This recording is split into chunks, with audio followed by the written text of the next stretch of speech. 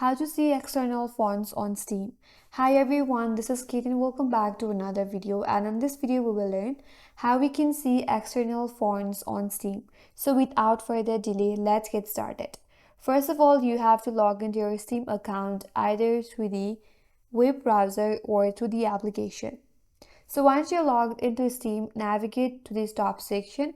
Here I am logged in through their website. So here click on support. And under support, scroll down a bit and then select my account. Under my account, again scroll down and head towards data related to your Steam account.